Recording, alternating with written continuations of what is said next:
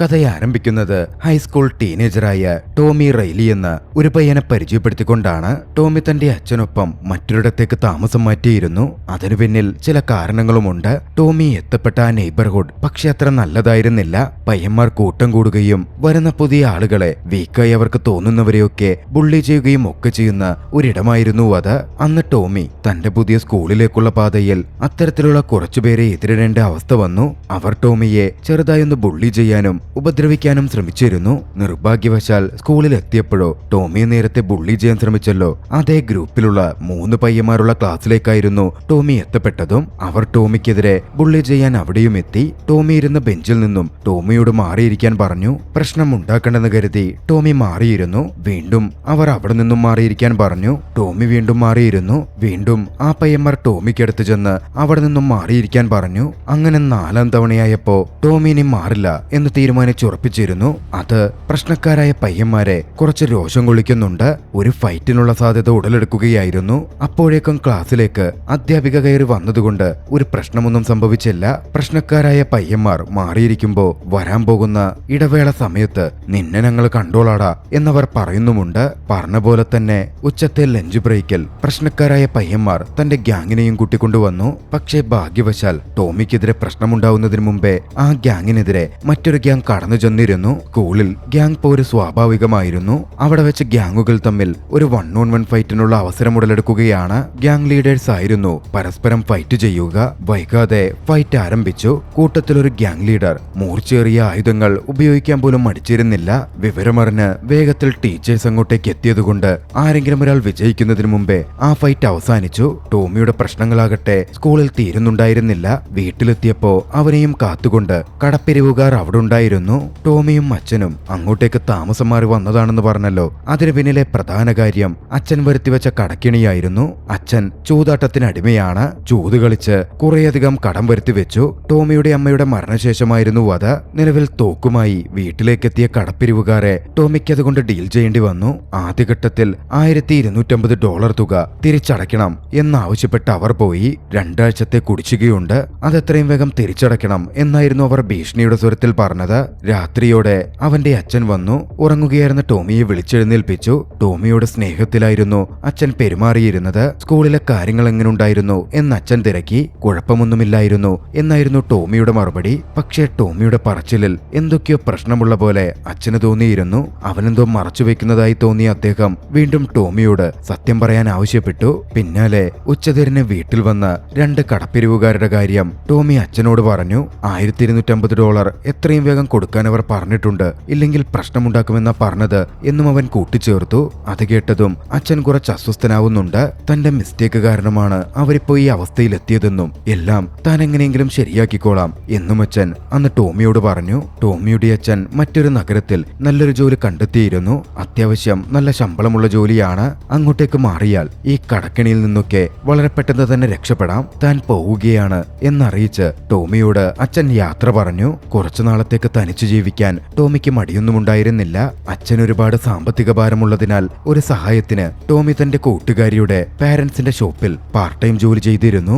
ഒരു ദിവസം സ്കൂളിലെ പ്രശ്നക്കാരായ പയ്യന്മാർ ടോമി വർക്ക് ചെയ്യുന്നിടത്തേക്ക് എത്തി. ടോമി അവിടെ കണ്ടതും മുമ്പ് തീർക്കാൻ പറ്റാതെ പോയ കണക്കുകൾ അവിടെ വെച്ച് തീർക്കാൻ അവർ തീരുമാനിച്ചു.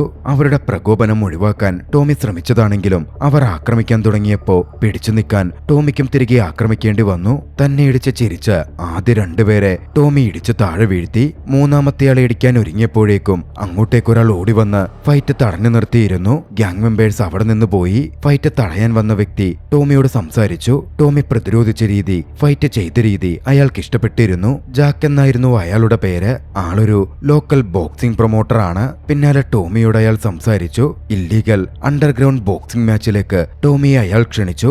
$650 പ്രതിഫലം ഓരോ ഫൈറ്റിനും കൊടുക്കാമെന്ന് പറഞ്ഞു. പക്ഷേ ടോമി തനിക്കത് വേണ്ടെന്നും ഒറ്റ ഫൈറ്റിലെ താൻ പങ്കെടുക്കൂ, $1250 തന്നാൽ പങ്കെടുക്കാം എന്ന് അയാളോട് മറുപടി അറിയിച്ചു. നീയില്ലെങ്കിൽ ബെറ്റർ ആളെ കിട്ടും എന്നൊക്കെ പറഞ്ഞ് ജാക്ക് ടോമിയോട് വിലപേശൽ നടത്താൻ നോക്കിയെങ്കിലും തന്റെ തീരുമാനത്തിൽ ടോമി ഉറച്ചു നിന്നു. ഒടുവിൽ ടോമി പറഞ്ഞ $1250 തുകയ്ക്ക് അവർ തമ്മിൽ കരാർ ഉറപ്പിക്കുകയാണ്. ടോമിയെ സംബന്ധിച്ച് ആ തുക അച്ഛന്റെ കടത്തിലേക്ക് അടയ്ക്കാൻ വേണ്ടിയിട്ടായിരുന്നു. അവർ തമ്മിൽ വാക്കുറപ്പിക്കുന്നതും സംസാരിക്കുന്നതുമൊക്കെ ടോമിയുടെ കൂട്ടുകാരിയും ആ കടയുടമയുടെ മകളുമായ ഡോൺ നോക്കിക്കണ്ടിരുന്നു. അടുത്ത ദിവസം ദിവസം ജാക്ക് പറഞ്ഞിടത്തേക്ക് ടോമി എത്തി. ഇല്ലീഗൽ ഫൈറ്റിംഗ് നടക്കുന്ന ഇടമായിരുന്നു അത്. അവിടെ വെച്ച് ജാക്ക് നോഹ എന്ന വ്യക്തിയെ ടോമിക്ക് പരിചയപ്പെടുത്തി കൊടുത്തു. ഇല്ലീഗൽ ഫൈറ്റിംഗിൽ പങ്കെടുക്കാൻ ടോമിയെ ട്രെയിൻ ചെയ്യിക്കുന്നതും ആവശ്യമായ കാര്യങ്ങൾ ചെയ്തു കൊടുക്കുന്നതും നോഹയായിരിക്കും. നോഹ ടോമിയെ തയ്യാറാക്കി. കൂട്ടത്തിൽ പറഞ്ഞു, നീ പങ്കെടുക്കാൻ പോകുന്ന ഈ മത്സരം ഒരു യുദ്ധം പോലെയാണ്. ഇവിടെ നീതിയുക്തമായ ഫൈറ്റൊന്നുമില്ല. ആരും അതൊന്നും കെയർ ചെയ്യുന്ന പോലുമില്ല. അതുകൊണ്ട് സൂക്ഷിച്ച് ഫൈറ്റ് ചെയ്യണം. എല്ലാത്തിലുമുപരിയായി ടോമി ഫൈറ്റ് ചെയ്യാൻ പോകുന്നത് ബ്ലാക്ക് ഡെത്തിനോടായിരുന്നു. ഏറ്റവും മോശമായി ചതിയും മറ്റും പ്രവർത്തിക്കാൻ ഒരു മടിയുമില്ലാത്ത ഫൈറ്റർ. ആ സമയം അവിടെ ഫൈറ്ററായിട്ടുണ്ടായിരുന്ന റൊമാനോ എന്ന തന്റെ ക്ലാസ്മേറ്റിനെ ടോമി നോക്കിക്കാണുകയാണ്. ടോമി ആദ്യമായി ഫൈറ്റ് ചെയ്യാൻ പോകുന്നത് ബ്ലാക്ക് ഡെത്തിനെയാണെന്ന് അറിഞ്ഞതും റൊമാനോയുടെ മുഖത്ത് വലിയൊരു അതിശയവും ഞെട്ടലും തന്നെ രൂപപ്പെട്ടിരുന്നു. ബ്ലാക്ക് ഡെത്തിന്റെ വലങ്കൈ ശ്രദ്ധിക്കണം, അവൻ അപകടകാരിയാണ് എന്ന് റൊമാനോ ടോമിയെ വാൺ ചെയ്തു. വൈകാതെ മത്സരം ആരംഭിക്കുകയായിരുന്നു. ടോമി റിംഗിലേക്ക് കയറി. ആളുകൾ പന്തയം വെക്കാനും മറ്റും തുടങ്ങിയിരുന്നു. ഏവരും പന്തയം വെച്ചിരുന്നത് ബ്ലാക്ക് ഡെത്ത് വിജയിക്കും എന്ന് തന്നെയായിരുന്നു. വൈകാതെ ഫൈറ്റ് ആരംഭിച്ചു. നോഹ പറഞ്ഞ പോലെ തന്നെ ബ്ലാക്ക് ഡെത്ത് ചതിയനായ ഫൈറ്റർ ആയിരുന്നു. വന്നപാടെ നിയമങ്ങളൊന്നും നോക്കാതെ ഒരു കൂസലുമില്ലാതെ മുട്ടുകയും കൊണ്ടും മറ്റും മർദ്ദിച്ചും അയാൾ ഫൈറ്റ് തുടങ്ങി. ശക്തമായ ഫൈറ്റ് തന്നെ നടക്കുകയായിരുന്നു. ഓരോ ഘട്ടത്തിലും ചതിയിലൂടെ ബ്ലാക്ക് ഡെത്ത് മുന്നേറി വന്നു. റഫറിയാണെങ്കിൽ കണ്ടഭാവം നടിക്കുന്നില്ല. സംഭവം എന്തെന്നാൽ ആ ബോക്സിംഗ് അറീനയിൽ അതൊക്കെ അലൗഡ് ആയിരുന്നു. ഒരു നിയന്ത്രണവുമില്ല.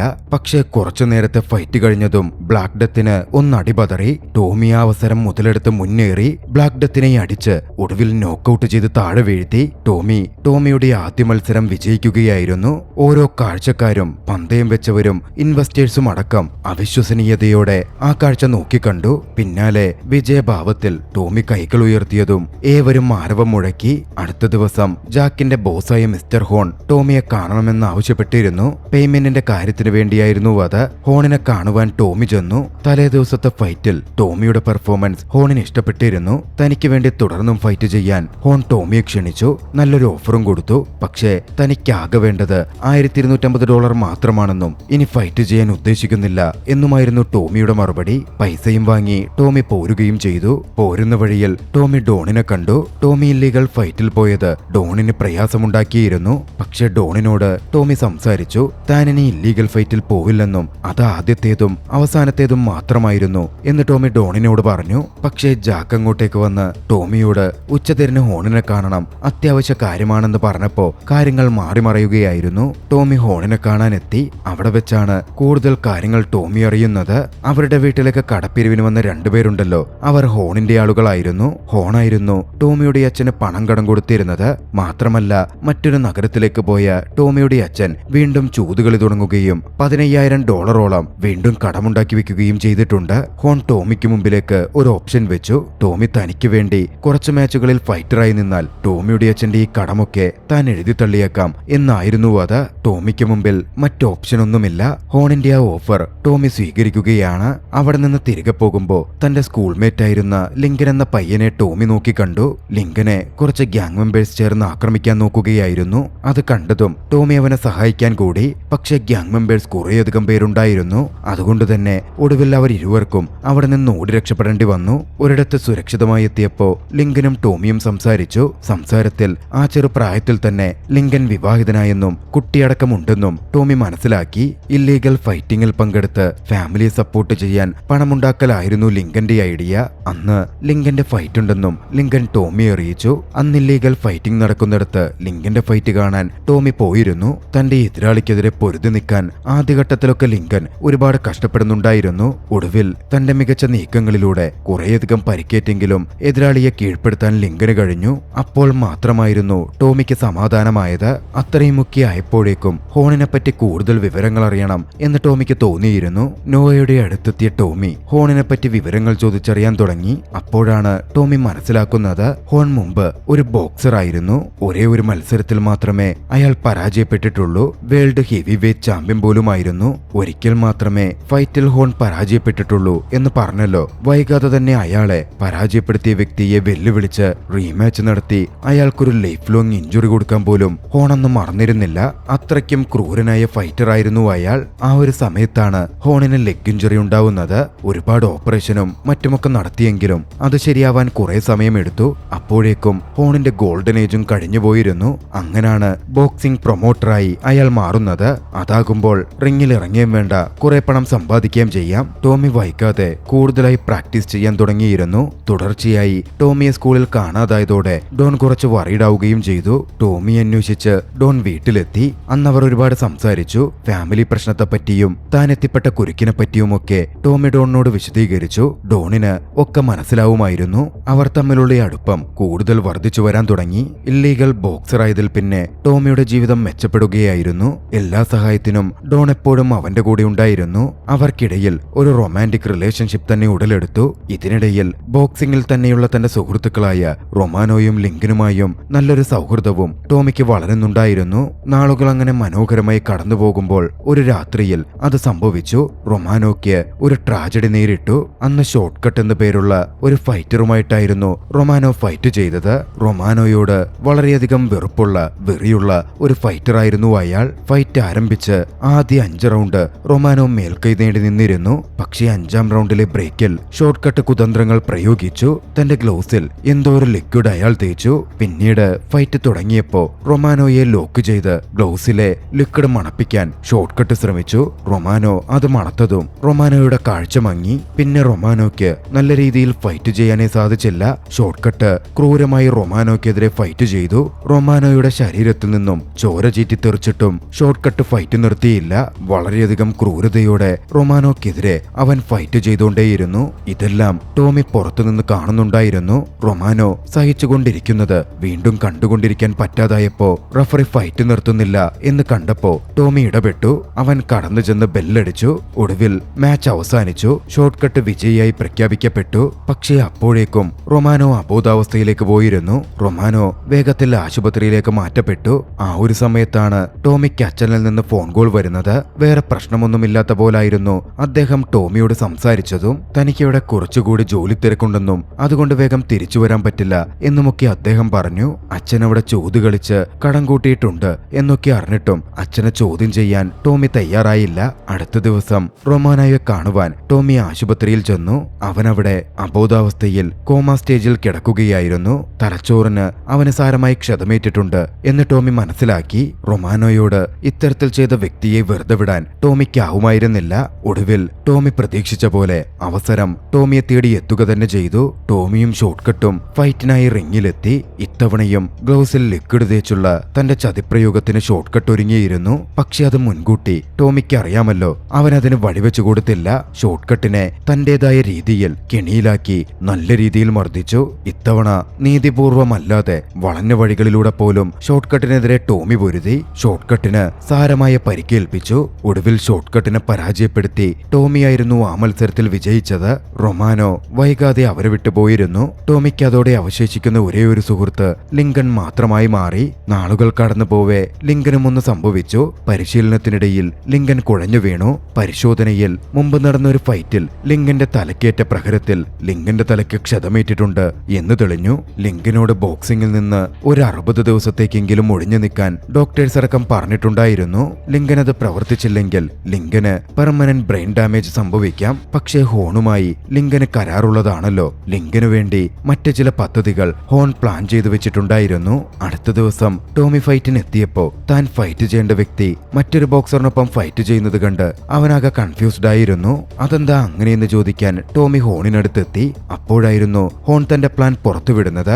അടുത്ത മത്സരത്തിൽ ടോമിയെയും ലിങ്കനെയും പരസ്പരം പോരടിപ്പിക്കാനായിരുന്നു ഹോണിന്റെ പദ്ധതി. ലിങ്കൻ ഫൈറ്റിന് സമ്മതിച്ചിട്ടുണ്ട്. അത് കേട്ടതും ലിങ്കനോട് ടോമിക്ക് ദേഷ്യം തോന്നി. അവന്റെ ആരോഗ്യാവസ്ഥ മോശമാണ്.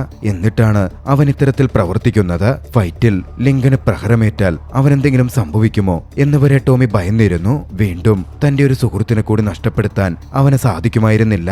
ടോമി ലിങ്കനോട് സംസാരിച്ചു. പക്ഷെ ടോമി എത്ര പറഞ്ഞിട്ടും ലിങ്കനൊന്നും ചെവികൊള്ളുന്നുണ്ടായിരുന്നില്ല.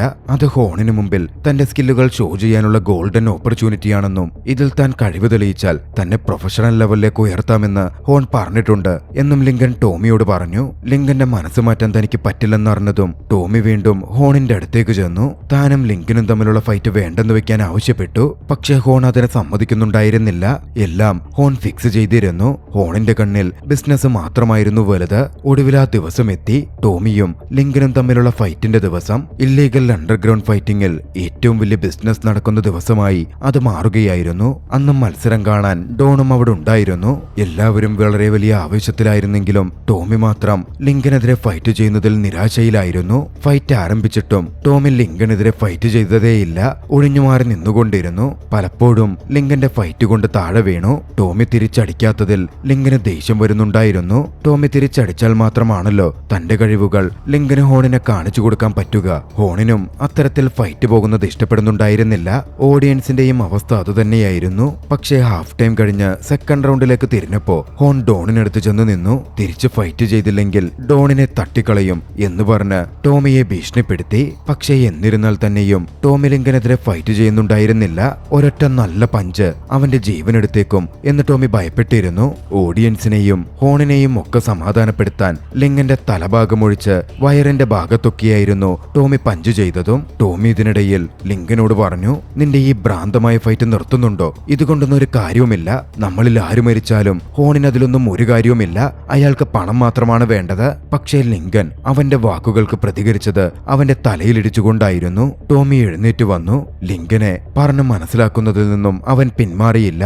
ടോമി പറഞ്ഞു, നിനക്കിനി പണത്തിന് വേണ്ടിയാണെങ്കിൽ പ്രശസ്തിക്ക് വേണ്ടിയാണെങ്കിൽ നീ മടിക്കണ്ട. ശക്തിയായി എന്നെ മർദ്ദിച്ച് നോക്കൌട്ട് ചെയ്ത് വീഴ്ത്തിക്കോ. നീ വിജയിച്ചോ, അതോടെ അവസാനിക്കുമല്ലോ. അത് കേട്ടതും ലിങ്കൺ എന്തോ പോലെ തോന്നിയിരുന്നു. ഫൈറ്റ് അവസാനിപ്പിച്ചിറങ്ങാൻ ലിങ്കൻ തുടങ്ങി. ഓഡിയൻസ് അത് കണ്ട് ഡിസപ്പോയിന്റഡ് ആവുന്നുണ്ടായിരുന്നു. അങ്ങോട്ടേക്കുടൻ ഹോണും കയറി ചെന്നു. ഹോൺ ലിങ്കനോട് ഫൈറ്റ് അവസാനിപ്പിക്ക്, ഫൈറ്റ് തുടരൂ എന്ന് പറഞ്ഞു. പക്ഷേ ഹോണിന്റെ യഥാർത്ഥ മുഖവും കാര്യങ്ങളും മനസ്സിലാക്കിയിരുന്ന അവൻ താനിനി ഫൈറ്റ് ചെയ്യുന്നില്ല എന്ന് മറുപടി പറഞ്ഞു. തന്റെ കീഴിൽ ഫൈറ്റ് ചെയ്യാൻ താനിനി ഉദ്ദേശിക്കുന്നില്ല എന്നും ഹോണിന്റെ മുഖത്ത് നോക്കി ലിങ്കൻ പറയുകയും ചെയ്തു. അത് കേട്ടതും ഹോണിന് ദേഷ്യം വന്നിരുന്നു. ഹോൺ ലിങ്കനെ നിന്ന നിൽപ്പിൽ തലയിൽ ക്രൂരമായി മർദ്ദിച്ചു. ലിങ്കൻ തെറിച്ച് താഴേക്ക് വീണു. അത് കണ്ടതും ടോമിയുടെ ദേഷ്യം മാളിക്കത്തിയിരുന്നു. ടോമി റിങ്ങിലേക്ക് കയറി. ഹോൺ പരിധി വിട്ടിരിക്കുന്നു എന്ന് ടോമിക്ക് മനസ്സിലായി കഴിഞ്ഞിരുന്നു. തന്റെ രോഷം ഹോണിന് മുമ്പിൽ ടോമി പ്രകടിപ്പിച്ചു. വലിയ ആളാണെങ്കിൽ തനിക്കെതിരെ ഫൈറ്റിന് വരാൻ ടോമി ഹോണിനെ വെല്ലുവിളിച്ചു. ഫൈറ്റിൽ താൻ വിജയിച്ചാൽ തന്റെ അച്ഛന്റെ എല്ലാ കടങ്ങളും നമ്മൾ തമ്മിലുള്ള കോൺട്രാക്റ്റും അടക്കം ഹോൺ ഒഴിവാക്കണമെന്നും ഹോണാണ് വിജയിക്കുന്നതെങ്കിൽ ഹോണിനു കീഴിൽ എല്ലാ കാലവും താൻ ഫൈറ്റ് ചെയ്തോളാം എന്നും ടോമി പറഞ്ഞിരുന്നു. ടോമിയുടെ ആ വെല്ലുവിളി ഹോൺ സ്വീകരിച്ചു. ഹോൺ ഒരു കണ്ടീഷൻ മുമ്പോട്ട് വെച്ചിരുന്നു. ഗ്ലൗസ് ഇല്ലാതെ അവർ ഫൈറ്റ് ചെയ്യണമെന്നായിരുന്നു അത്. ഹോൺ ഒരു മുൻകാല ബോക്സറാണല്ലോ. അതുകൊണ്ട് കൈക്ക് നല്ല ബലമുള്ളതിനാൽ അത്തരത്തിൽ ഫൈറ്റ് ചെയ്ത് മേൽക്കൈ നേടാൻ പറ്റും എന്നയാൾ കരുതിയിരുന്നു. ഫൈറ്റ് ആരംഭിച്ചു. തന്റെ എക്സ്പീരിയൻസ് കൊണ്ട് ടോമിക്കെതിരെ ആദ്യഘട്ടത്തിലൊക്കെ നല്ല രീതിയിൽ പ്രതിരോധിച്ചു നിൽക്കാനും ഫൈറ്റ് ചെയ്യാനും ഹോണിന് കഴിഞ്ഞിരുന്നു. ആളുകൾക്ക് മുമ്പിൽ ടോമിയുടെ നിക്കറൂരി വരെ ഹോൺ ടോമിയെ അപഹാസ്യനാക്കി. പക്ഷേ ഇത്രയും നാളത്തെ പ്രാക്ടീസ് കൊണ്ട് ഒരാളുടെ ഫൈറ്റിംഗ് രീതി മനസ്സിലാക്കാനും അയാൾക്കെതിരെ എങ്ങനെ ഫൈറ്റ് ചെയ്യണം എന്ന് പഠിച്ചെടുക്കാനും ടോമിക്ക് പറ്റുമായിരുന്നു. തന്റെ സ്കില്ലുകൾ ഹോണിന്റെ ഫൈറ്റിംഗ് രീതിക്ക് മേൽ ടോമി പ്രയോഗിച്ചു. ആദ്യഘട്ടത്തിൽ തന്നെ ഫൈറ്റ് ചെയ്യാൻ അനുവദിച്ച് ഹോണിന്റെ കയ്യിലെ ഒരു വിരൽ ടോമി ഒടിച്ചു. പിന്നാലെ ദേഷ്യപ്പെട്ടാൽ ഹോണിന്റെ നിയന്ത്രണം പോകും എന്ന് മനസ്സിലാക്കി ടോമി ഹോണിനെ പ്രകോപിപ്പിച്ചു. അത്തരത്തിൽ ഹോൺ നിയന്ത്രണം വിട്ടപ്പോ അത് മുതലെടുത്ത് കൃത്യതയോടെ പൊരുതി ടോമി ഹോണിനു മേൽ ശക്തമായി പ്രഹരമേൽപ്പിച്ചു. ടോമിയുടെ മികച്ച നീക്കങ്ങളിലൂടെ ഫൈറ്റേറ്റ് ഒടുവിൽ ഹോൺ താഴെ വീണു. മത്സരത്തിൽ ടോമി വിജയിക്കുകയാണ്. ആ വിജയത്തോടെ ടോമിയുടെ അച്ഛന്റെയും കടബാധ്യത പൂർണ്ണമായും ഇല്ലാതായിരുന്നു. തന്റെ കൂട്ടുകാരനു വേണ്ടി കൃത്യമായി അവൻ പകരം ചോദിക്കുകയും ചെയ്തു. ലിങ്കനും ഡോണിനുമൊപ്പം തന്റെ വിജയം ആഘോഷിക്കുന്ന ടോമിയുടെ ദൃശ്യങ്ങളോടെ ചലച്ചിത്രം അവസാനിക്കുകയാണ്. രസകരമായ ഈ ചലച്ചിത്രം നിങ്ങൾക്കിഷ്ടമായെങ്കിൽ വീഡിയോ ലൈക്ക് ചെയ്യുക. അഭിപ്രായങ്ങളും നിർദ്ദേശങ്ങളും കമന്റുകളിൽ രേഖപ്പെടുത്തുക. കഴിയുമെങ്കിൽ ചാനൽ സബ്സ്ക്രൈബ് ചെയ്തും കൂട്ടുകാർക്ക് ഷെയർ ചെയ്തു കൊടുത്തും ഞങ്ങളെ സപ്പോർട്ട് ചെയ്യുക. അടുത്ത എപ്പിസോഡിൽ മറ്റൊരു മികച്ച ചലച്ചിത്രവുമായി നമുക്ക് കണ്ടുമുട്ടാം. അതുവരെ ബൈ.